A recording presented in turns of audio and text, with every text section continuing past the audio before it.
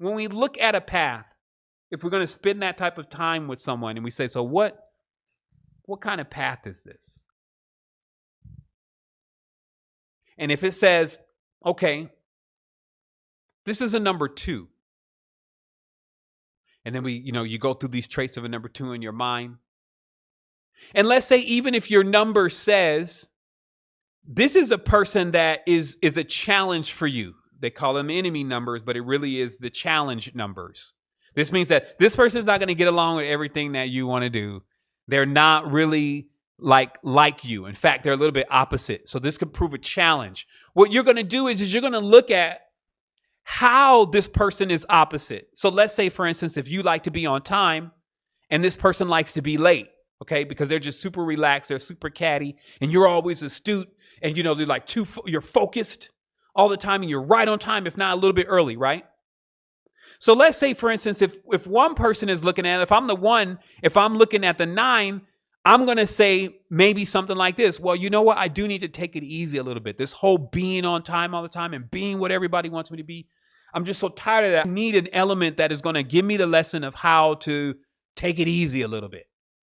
So when you look at a 9's profile, then you say, you know what? This will work for me. Versus if you are like that, that's how you love to be. And your company and your businesses and all that stuff runs off of you being like that. And then you fall in love with this gorgeous, I'm late all the time.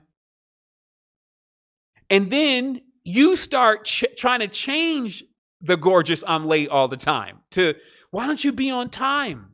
And they don't want to do that. This is how that whole cycle actually begins.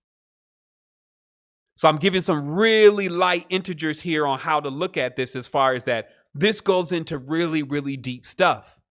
It goes into whether you see a person is actually sharpening your skill and useful for where you're going with this whole thing, or if you just want another static object in your reality to project back to you a confirmation that your falsehood that you're projecting on them and living in is confirmed to be true and factual, thus plunging yourself deeper into the illusion.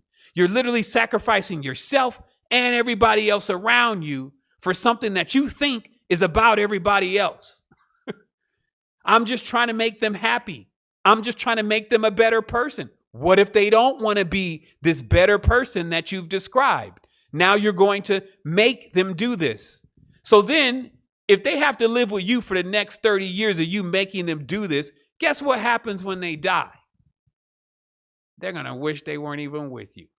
They're going to wish that they come back again in a life where they don't have overwatch over them, telling them what they should be being and doing. And they'll have the honor and the courage to find someone that will accept them the way that they are and even see it as an improvement. And then they will go through living every single moment of their lives passionate.